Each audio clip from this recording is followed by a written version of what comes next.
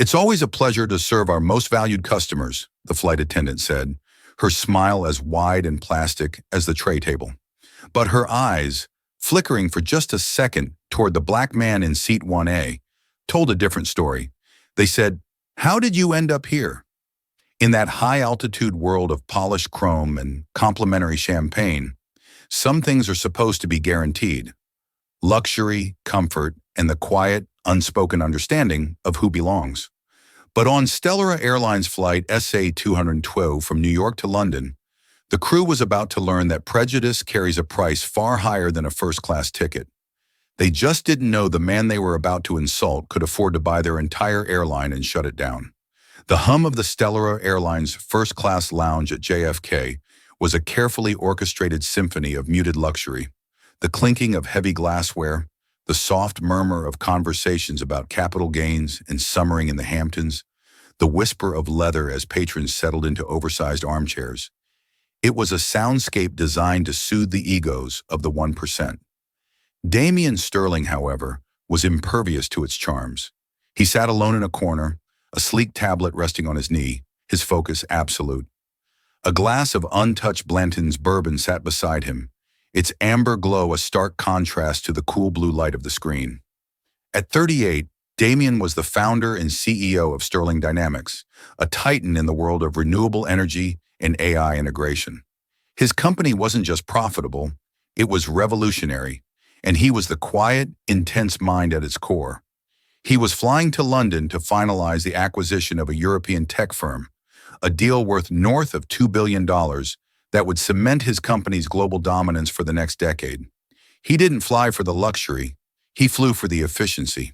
Time was his most valuable asset, and the lie-flat bed in seat 1A was a tool, a way to ensure he arrived rested and ready to command a boardroom.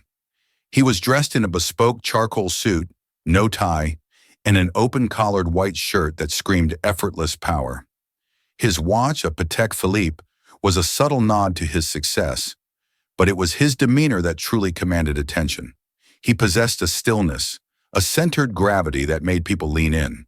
Not because he was loud, but because he was so clearly in control of his own universe.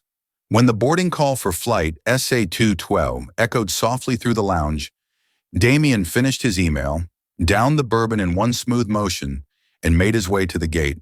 He was one of the first to board, nodding curtly to the gate agent who checked his credentials with a practiced smile. He stepped onto the aircraft and turned left, into the exclusive sanctuary of the first-class cabin. There were only 8 seats, arranged in a herringbone pattern that afforded maximum privacy. His was 1A, the coveted seat at the very front. He stowed his carry-on in the overhead bin and settled into the plush leather, the material sighing under his weight. He took out his noise-canceling headphones and a worn copy of Meditations by Marcus Aurelius.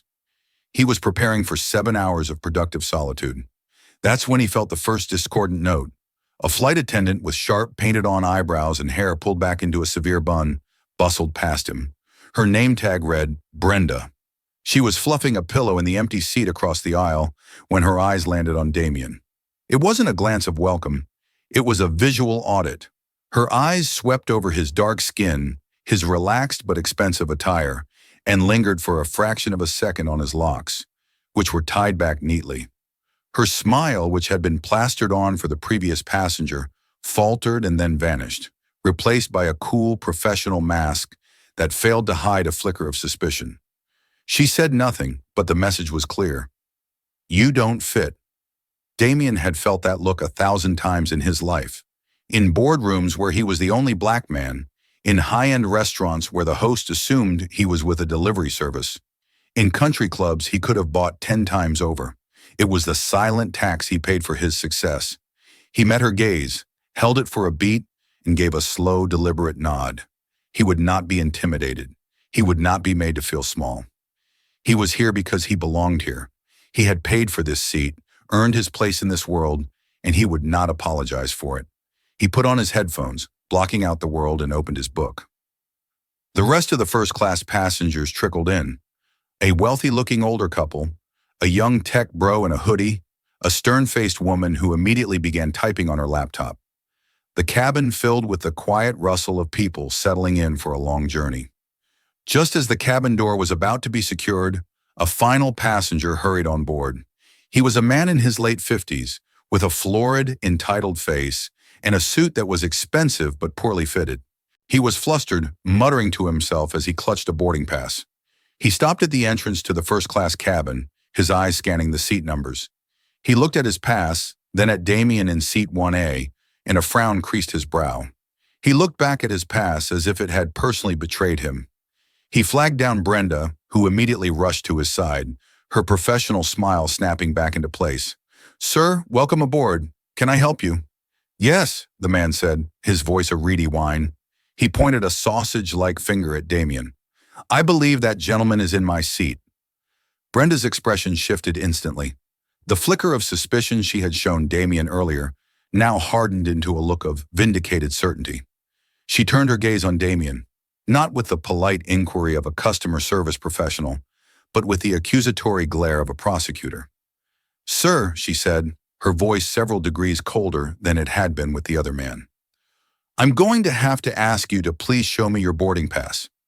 The symphony of the first-class cabin had just hit a sour, screeching note, and Damien Sterling knew, with the weary resignation of a man who had fought this battle many times before, that the performance was only just beginning. Damien slowly removed his headphones, the ambient noise of the cabin rushing back in. He carefully placed his bookmark in his book before closing it and setting it aside. Every movement was deliberate, unhurried. He was not going to give them the satisfaction of seeing him flustered. "Is there a problem?" he asked, his voice calm and even, a low baritone that cut through the tension. Brenda stood over him, her arms crossed, a posture of belligerent authority. The whiny passenger, who she had addressed as Mr. Harrington, hovered behind her, radiating impatience. "This gentleman," Brenda said, gesturing to Harrington, "is assigned to seat 1A. There seems to be a seating discrepancy. I need to see your boarding pass." The implication was clear. "You are the discrepancy." Damien met her gaze. "I can assure you there is no discrepancy. I am in my assigned seat." "Well, I'm a Platinum Elite member," Harrington interjected loudly, ensuring the other passengers could hear his grievance. "For 12 years running, I always get 1A when I fly this route. There's been a mistake, and this fellow needs to move." He didn't look at Damien. He spoke about him as if he were a piece of misplaced luggage. The accusation hung in the air, thick and ugly. The mistake. The fellow. The assumption that Damien's presence was an error, an anomaly that needed correcting. "Sir, your boarding pass, please," Brenda repeated, her voice sharper now, a drill sergeant's bark wrapped in a flight attendant's scarf. With a sigh that was more about disappointment than frustration, Damien reached into his suit jacket and produced his phone. He brought up the digital boarding pass from the Stellara Airlines app. It clearly displayed his name, Damien Sterling, the flight number, SA2112, and the seat assignment, 1A. He held it up for her to see. Brenda barely glanced at it. Her eyes flickered over the screen, her mind clearly already made up. "Sometimes the app glitches," she said dismissively. She turned to Harrington. "May I see yours, sir?" Harrington proudly presented his paper boarding pass. Brenda took it and made a show of examining it closely. "Yes, just as I thought," she announced with an air of theatrical discovery. "Mr. Harrington is indeed booked in 1A. Damien leaned forward slightly. "Then Mr. Harrington's pass is the one in error. The system would not have allowed me to check in and board if the seat was already assigned. You can verify my booking in your system. It was made 3 months ago." Brenda waved a dismissive hand. "Our systems are very complex. Sometimes last-minute priority upgrades can override an earlier booking. It happens." She offered a saccharine, condescending smile. "But don't you worry. I'm sure we can find you a perfectly comfortable seat in Economy Plus. We even have one with extra legroom." It was the ultimate insult. She wasn't just questioning his right to the seat. She was demoting him, erasing his status, and trying to shuffle him to the back of the plane like a stowaway.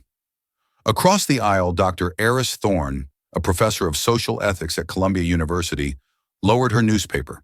She had been observing the entire exchange with growing alarm. She recognized the pattern, the subtle and then overt escalation of microaggressions into blatant discrimination. "Excuse me," Dr. Thorne said, her voice clear and authoritative. "I think this flight attendant is mistaken. I saw this gentleman board. He was one of the first. His pass was scanned without issue.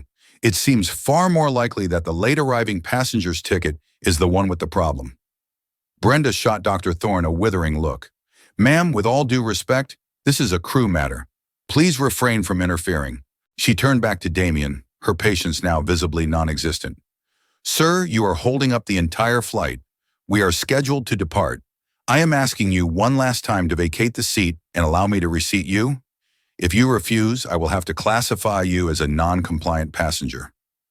The threat was unmistakable. Non-compliant, disruptive, words used to justify removing someone from a flight, words that would go on a permanent record. Damien's jaw tightened. The calm he had so carefully maintained was being tested. He could feel the eyes of the other passengers on him. He knew what they were seeing, a confrontation involving a black man and authority. He knew how quickly the narrative could be twisted against him. "I will not be vacating a seat that I paid for and am rightfully occupying," Damien stated, his voice dropping to a near whisper that was somehow more menacing than a shout. "If you believe I am in the wrong, I suggest you call your head purser. Have him verify my ticket against the official passenger manifest on his device. I will wait." He leaned back in his seat, picked up his book, and opened it to his bookmark page, a clear signal that, as far as he was concerned, the conversation was over until a more competent authority arrived. Brenda's face turned a blotchy red. She was furious, not just at his refusal, but at his calm defiance. He wasn't playing the part she had assigned him. He wasn't getting angry or loud, which would have justified her actions. He was being calm, logical, and maddeningly composed. "Fine," she snapped. She turned on her heel and marched toward the galley. "Gary," she called out, "we have a situation in 1A. Mr. Harrington puffed out his chest, looking smug. He had won. The cavalry was coming. Damien didn't look up from his book, but his mind was no longer on the stoic philosophy of ancient Rome. It was in the here and now, calculating, assessing, and preparing for the next move in a game he had no intention of losing. Gary, the head purser, emerged from the galley. He was a man in his 40s with thinning hair and the perpetually harried look of someone who dealt with complaints for a living. His default setting was de-escalation, which in his playbook meant placating the perceived source of wealth and authority as quickly as possible to avoid paperwork. Brenda spoke to him in a rapid, hushed torrent, gesturing dramatically toward Damien, and then toward the aggrieved Mr. Harrington. Gary listened, nodding, his expression growing more severe with each word she uttered. He didn't ask to hear Damien's side of the story. He didn't consult his own tablet for the passenger manifest. He accepted Brenda's biased summary as gospel. He approached seat 1A, adopting a tone of practiced, insincere sympathy. "Sir, I'm Gary, the head purser on this flight. Brenda has explained the situation to me." Damien lowered his book again. "Has she? Or has she given you her interpretation of the situation?" Gary's professional smile tightened. "Sir, we have a Platinum Elite member here with a valid boarding pass for this seat. It seems there's been an unfortunate double booking. To ensure an on-time departure, we need to resolve this now. We have a very nice seat for you in Economy Plus, and as a gesture of goodwill, we can offer you a $200 travel voucher for your inconvenience." The offer was so insulting it was almost comical. A $200 voucher for being publicly humiliated and ejected from a $10,000 seat. Damien almost laughed. "Let me be perfectly clear," Damien said, his voice hard as steel. "I am not moving. The passenger manifest which you have on your device will show that I am the confirmed passenger for seat 1A. It will also show my status with this airline, which I assure you is significantly higher than Platinum Elite. Check your system." Gary glanced nervously at the other passengers, who were now openly staring. The flight was already 10 minutes behind schedule. He wanted this problem to go away. "Sir, I don't need to check my system. I have a passenger here with a valid claim, and you are refusing to cooperate. You are delaying the departure of an international flight with over 200 passengers." "No," Damien corrected him calmly. You and your crew's refusal to perform a simple verification check is delaying the departure. The solution is in your hand. Look it up. But Gary had already chosen his side. In his mind, the well-dressed, quietly spoken black man was the troublemaker, and the loud, complaining white man was the victim. It was an easier, more familiar narrative for him. "Sir, this is your final warning," Gary said, his voice rising. "Vacate the seat, or I will be forced to call the captain and have you removed from the aircraft." This was the precipice, the moment of decision. Damien knew that once the captain was involved, the situation would escalate beyond reason. The crew would circle the wagons, and he would be labeled a threat. He had two choices: swallow his pride, accept the humiliation, and move to the back of the plane, or stand his ground and face the consequences. For Damien, it was never a choice. To yield here would be to validate their prejudice, to agree that he was somehow less than. "Then you should do what you feel you have to do," Damien said, his voice quiet but resolute. He looked past Gary, his gaze sweeping over Brenda's smug face and Harrington's triumphant sneer. "But I advise you to think very carefully about the consequences of your actions. For all of you." The veiled warning, delivered with such unnerving calm, seemed to rattle Gary for a moment. But Brenda, emboldened, whispered in his ear, "He's bluffing. He's trying to intimidate us." That was all it took. Gary's resolve hardened. "So be it," he said, and turned toward the cockpit. A few minutes later, the captain's voice came over the cabin intercom. Not the usual folksy welcome, but a clipped, stern announcement. "Folks, this is Captain Maxwell from the flight deck. We apologize for the delay. We are dealing with a security issue in the forward cabin. We ask for your patience as we resolve it." Security issue. The words landed like a branding iron. Damien Sterling, CEO, philanthropist, innovator, was now officially a security threat. Brenda looked at Damien with undisguised triumph. Mr. Harrington crossed his arms, leaning against the bulkhead as if he owned it. The scene was set. Before security arrived, Damien did something unexpected. He took out his phone. He wasn't making a call. He discreetly activated the video recorder. He held it low, angled up slightly, capturing the scene without being obvious. He panned slowly, recording Brenda's gloating expression, Gary standing by looking self-important, and Mr. Harrington impatiently waiting to claim his prize. Then he spoke, his voice clear enough for the phone's microphone to pick up. "For the record, my name is Damien Sterling. I am the confirmed ticketed passenger for Seat 1A on Stellara Airlines Flight SA22. I am being threatened with removal by the flight crew, purser Gary and flight attendant Brenda, who are refusing to verify my ticket and are instead giving my seat to another passenger. They have designated me a security threat for refusing to comply with their discriminatory demand." He stopped recording and saved the file. It was less than 30 seconds long, but it was everything he needed. Two airport security officers appeared at the cabin door. They were big men, their faces impassive. Gary pointed at Damien. "That's him, the disruptive passenger in 1A. The officers approached. "Sir, we're going to have to ask you to come with us." Damien didn't argue. He didn't raise his voice. He had made his stand, and now it was time for the next phase of his plan. He stood up slowly, the very picture of dignified compliance. He reached into the overhead bin and retrieved his carry-on. He looked at the security officers. "I will be filing a formal complaint against the crew of this flight."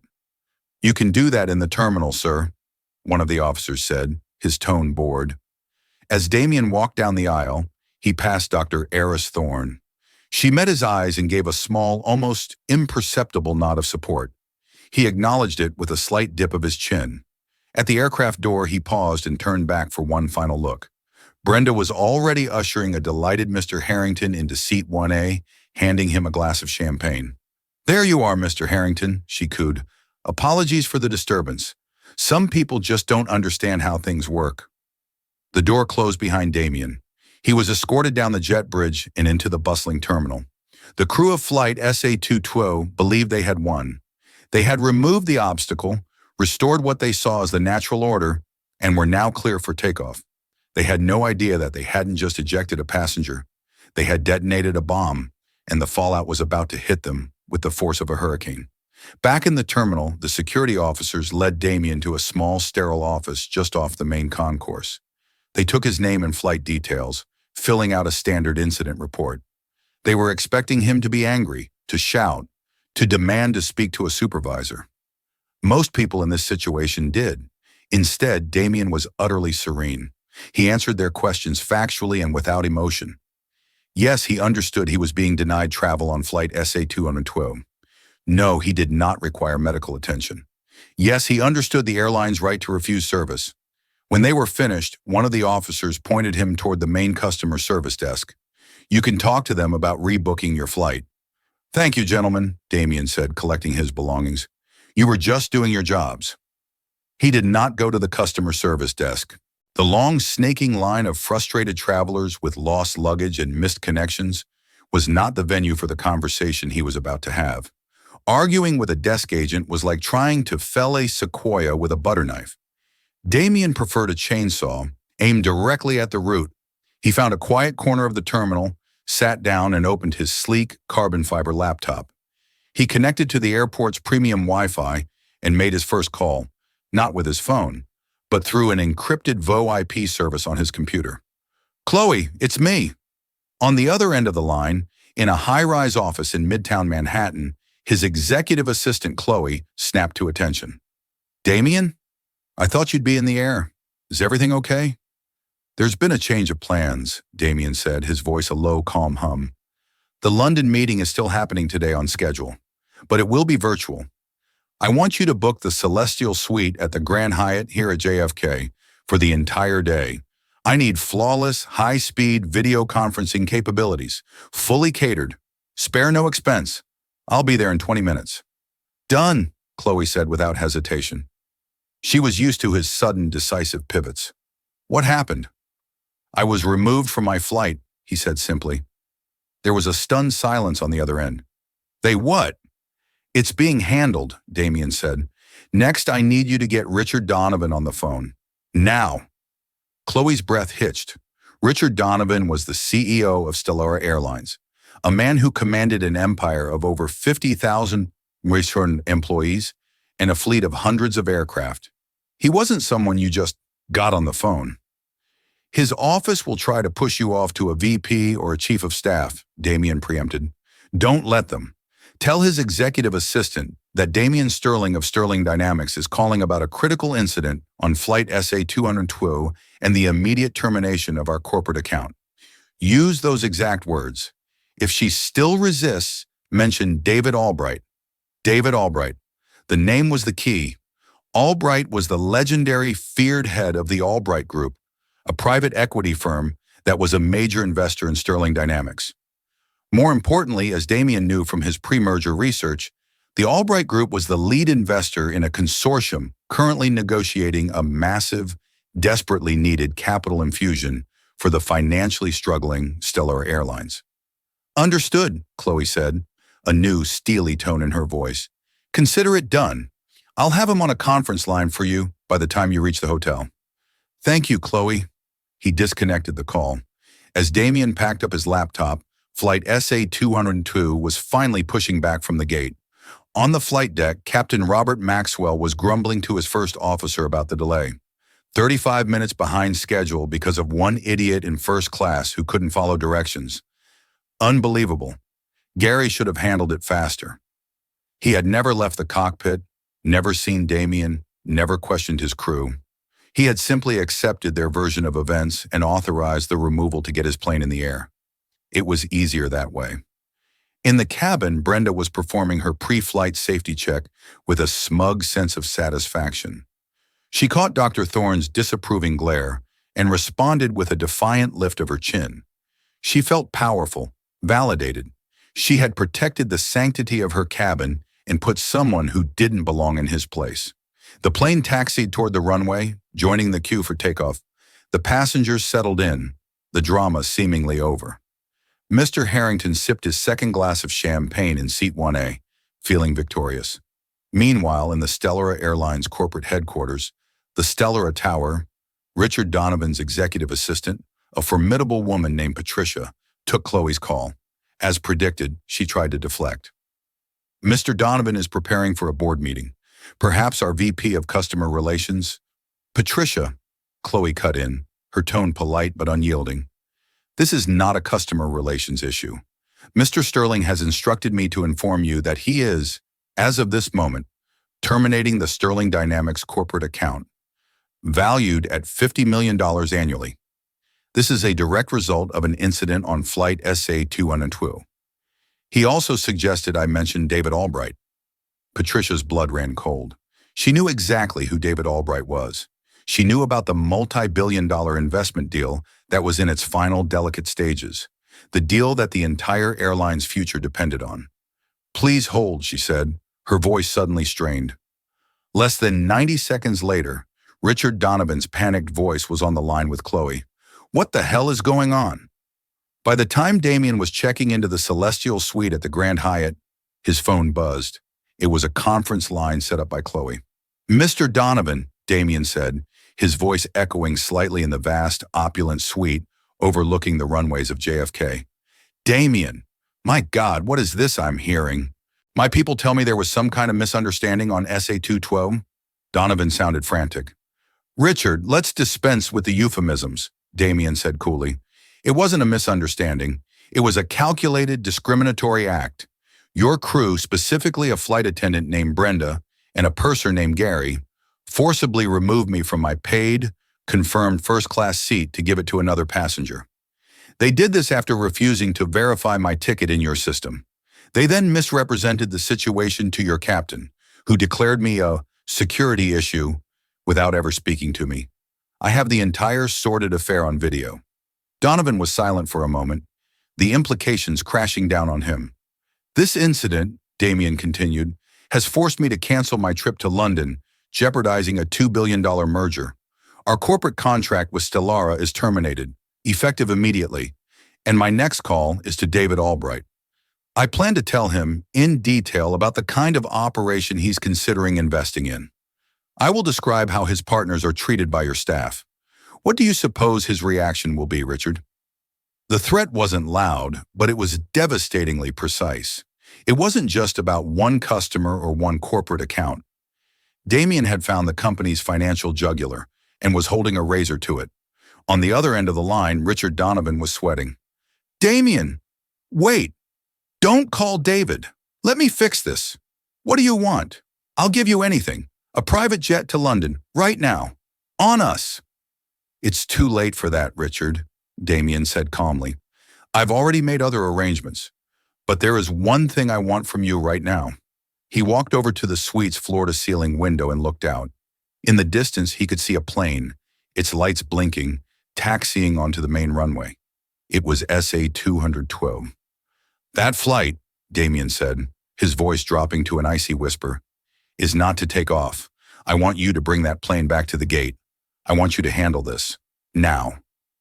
For Richard Donovan, the world narrowed to the voice on his phone and the catastrophic vision of his airline's collapse. The Albright deal was everything. It was the lifeline that would pull Stellara back from the brink of bankruptcy, fund a fleet upgrade, and restore shareholder confidence. Losing that deal would be a death blow, and Damien Sterling held the detonator. Consider it done, Donovan said, his voice tight with panic. He was already jabbing at the intercom on his desk. Patricia, get me the director of airport operations at JFK on my private line. Code red. To Damien, he said, stay on the line, Damien. Please, we are handling this. I am personally handling this. Out on the tarmac, Captain Robert Maxwell received the go-ahead from the control tower. Stellara 212, you are cleared for takeoff on runway 31L. Cleared for takeoff, Stellara 212, his first officer responded, his hand moving to advance the throttles.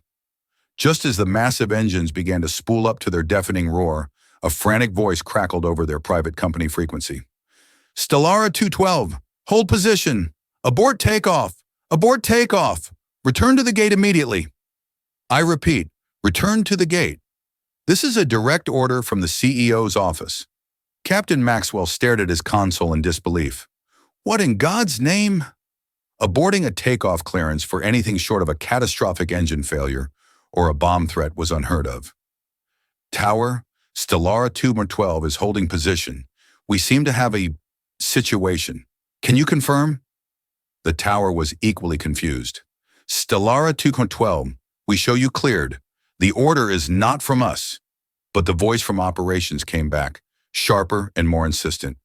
Captain Maxwell, this is not a request. Turn the plane around, now. Furious and bewildered, Maxwell had no choice. To defy a direct order from the executive office was career suicide. He instructed his first officer to contact ground control and begin the slow, embarrassing crawl back to the terminal it had just left. Inside the cabin, a wave of confusion rippled through the passengers. Groans and murmurs erupted as the plane made its lumbering U-turn. Brenda and Gary exchanged baffled looks. What could this possibly be about? Gary muttered. Brenda just shrugged, a knot of unease tightening in her stomach. In seat 1A, Mr. Harrington looked annoyed, his moment of triumph spoiled by the inexplicable delay. The plane docked at the same gate it had departed from. The jet bridge, which had been pulled back, slowly reconnected with a heavy thud. The cabin remained sealed. No one was allowed off. No one was allowed on. For 10 agonizing minutes, the crew and passengers sat in a state of suspended animation, the air thick with unanswered questions. Then the cabin door was opened from the outside. It wasn't airport security this time. It was a man in a crisp, dark suit, his face a grim mask.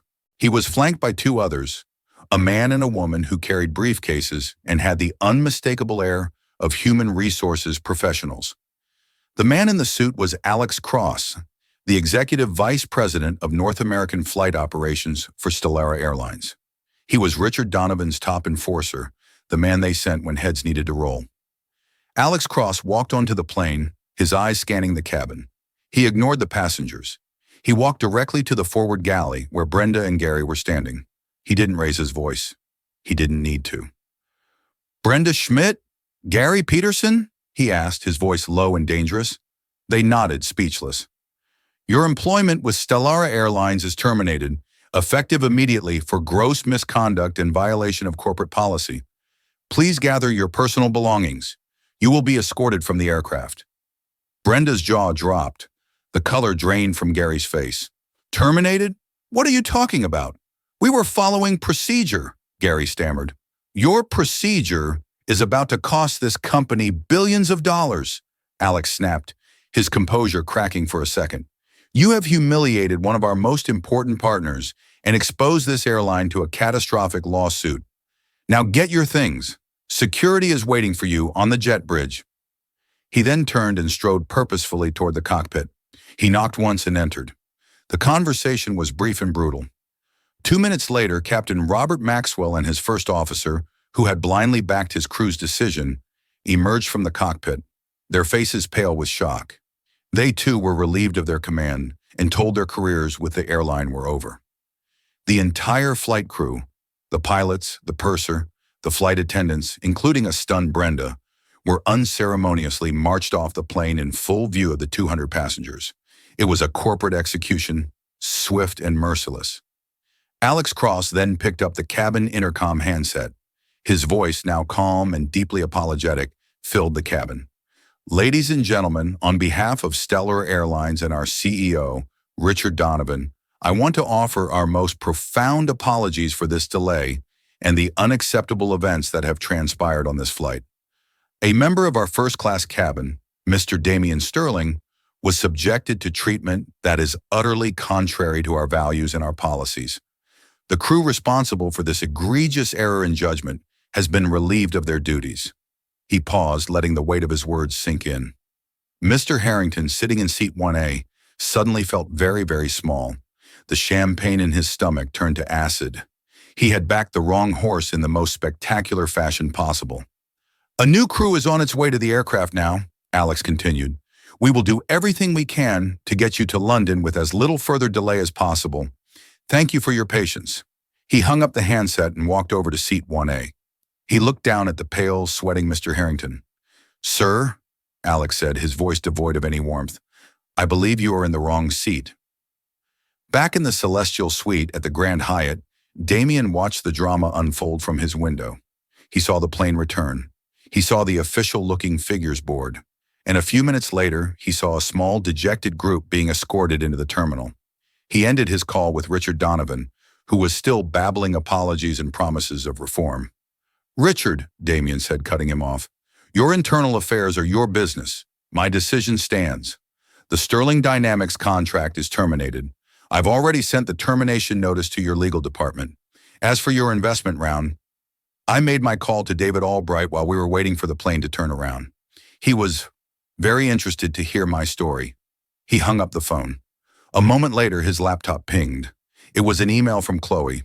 Subject, London. The video conference was set.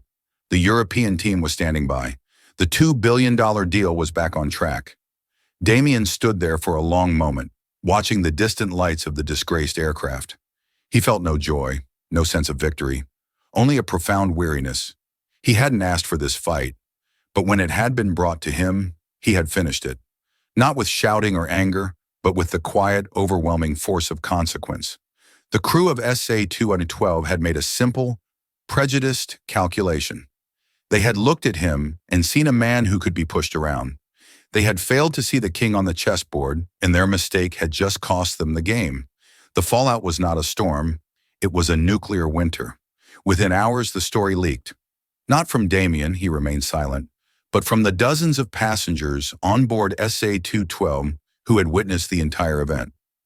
Dr. Eris Thorne, the ethics professor, wrote a scathing, detailed account on her widely read academic blog, which was immediately picked up by major news outlets.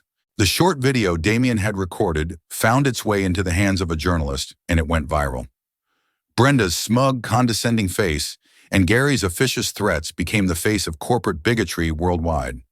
Stellar shame and fired by CEO trended globally on Twitter. Stellara Airlines' stock, already fragile, didn't just dip, it plummeted. By the time the market opened in New York the next morning, it had lost 25% of its value, wiping out over $1 billion in market capitalization. The news about the Albright Group pulling out of the investment deal broke that same afternoon. David Albright, a man known for his brutal pragmatism, issued a terse public statement. The Albright Group has suspended investment talks with Stellara Airlines pending a full review of their corporate governance and operational culture. We do not partner with companies that harbor systemic risk. The code was clear. Systemic risk was a polite term for racist employees who could detonate our investment. The deal was dead. For the fired crew, life unraveled with terrifying speed. Brenda Schmidt and Gary Peterson became pariahs. Their faces were everywhere. They received threats. Their resumes were worthless. No airline would touch them. They were forced to move, to change their names, but the internet's memory was eternal. Their moment of petty, prejudiced power had cost them their entire future. Captain Robert Maxwell had his pilot's license suspended pending a full FAA investigation into his failure of command. His career, built over 30 years, was over. Mr. Harrington, the entitled passenger, was not spared. Stellara Airlines banned him for life and, in a move of pure corporate self-preservation, leaked his name to the press as the passenger who had instigated the conflict. His company, a mid-level manufacturing firm, faced immediate backlash from its clients. He was forced to issue a groveling public apology, but the damage was done. He had sought to assert his privilege and instead had become a poster child for entitled bigotry. And Damien Sterling? He closed his $2 billion acquisition from the hotel suite at JFK, his focus as sharp and unyielding as ever. The next day, his company, Sterling Dynamics, announced it had signed an exclusive, multi-year, $100 million corporate travel contract with Stellara's biggest competitor, Delta Airlines, who celebrated the partnership with a massive press release praising Sterling's commitment to diversity and ethical business practices. Damien never spoke publicly about the incident. He never had to. His actions had spoken for him. He had faced down ugliness, not with rage, but with a cold, strategic dismantling of the machine that produced it. He had shown the crew of SA-212 that true power isn't about raising your voice. It's about having the influence to ensure that when you speak, the world is forced to listen. He had reminded a billion-dollar corporation that in the modern world, the cost of prejudice was no longer just a line item in a PR budget. It was bankruptcy. It was ruin. It was the hard, unyielding reality of consequence. 1 year later, the name Stellara Airlines was a ghost, a cautionary tale whispered in business schools and corporate boardrooms. The company had been unable to recover from the twin blows of the viral scandal and the collapsed investment deal. It was ultimately carved up and its assets sold for pennies on the dollar to competitors. The blue and silver jets with their star logo vanished from the skies, a defunct constellation. But the echoes of Flight SA-212 continued to ripple through the lives of those who had been on board, shaping their futures in ways they never could have imagined. The clatter of cheap ceramic on a Formica countertop was the new soundtrack to Brenda Schmidt's life. She now called herself Beth and worked the graveyard shift at a 24-hour diner in a dusty Nevada town 1,000 miles from the polished corridors of JFK. Her once severe bun was now limp, tired hair, and the sharp, painted-on eyebrows were gone, leaving a face that looked perpetually weary. The crisp flight attendant's uniform had been replaced by a grease-stained pink apron. She was pouring coffee for a pair of truckers when she overheard a news report on the small television mounted in the corner of the diner. A familiar face appeared on screen, Damian Sterling. He was at a press conference, looking just as composed and powerful as he had in seat 1A. Brenda's hand tightened on the coffee pot, a jolt of pure, unadulterated resentment coursing through her. The reporter was talking about the launch of the Sterling Ascent Initiative. Damian Sterling, the report explained, had endowed a new $100 million foundation dedicated to fighting workplace discrimination through legal aid, corporate training reform, and mentorship programs for marginalized youth. "He's a saint now, is he?" Brenda muttered under her breath, sloshing coffee into the saucers. "What's that, hon?" one of the truckers asked. "Nothing," she snapped. "Just tired of seeing rich guys get all the credit." In her version of the story, the one she replayed in her mind every single day, she was the victim. She had been doing her job, following procedure to accommodate a high-status passenger. She had been made a scapegoat by a cowardly corporation and crucified by a liberal mob online. It was Damian Sterling's fault. It was the media's fault. It was Gary's fault for being so weak. It was never, ever her fault. The concept that her own prejudice, the instant, unconscious judgment she had passed on a black man in first class, was the seed of her own destruction was a truth her mind refused to entertain. She had lost her career, her reputation, and her home, but the one thing she held on to with fierce, self-destructive pride was her sense of righteousness. She wiped down the counter, her movements jerky with anger, trapped in a prison of her own making, while the man she wronged was building a legacy of change. Miles away in the hallowed halls of Columbia University, Dr. Eris Thorne stood before a lecture hall of bright, eager students. Projected on the screen behind her was a slide titled "The Stellara Incident, a Case Study in Cognitive Bias and Consequential Ethics." The events on Flight SA-212 were not merely an instance of overt racism, she explained, pacing slowly before her class. They were a perfect storm of cognitive failures. First, you have confirmation bias. The flight attendant, Brenda Schmidt, held a pre-existing, likely subconscious, bias about who belongs in a first-class cabin. When Mr. Harrington presented a conflicting claim, she sought out evidence that confirmed her initial bias, that Mr. Sterling was the discrepancy, while dismissing all evidence to the contrary, such as his valid digital pass. She clicked to the next slide. Then comes authority bias. The purser, Gary Peterson, and Captain Maxwell deferred to the judgment of their subordinate and crew members without conducting their own independent verification. They trusted the report from their people over the calm, logical statements of the passenger. They failed their primary duty, which was to ascertain the objective facts of the situation. "Finally," she said, her voice resonating with passion, "we see how Mr. Sterling subverted the expected narrative. He refused to perform the role of the angry black man.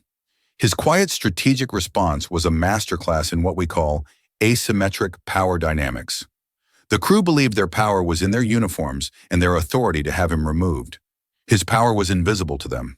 It lay in his network, his economic influence, and his understanding of the system at a level they couldn't even comprehend. He didn't fight them on their terms. He shifted the battle to a field where they couldn't even compete." A student in the front row raised her hand. But what was the ultimate ethical outcome? Was it just revenge? Dr. Thorne smiled. An excellent question. If it had ended with the crew being fired and the airline failing, you could argue it was simply a punitive act. But look at what happened next. She clicked to a final slide, showing the logo for the Sterling Ascent Initiative.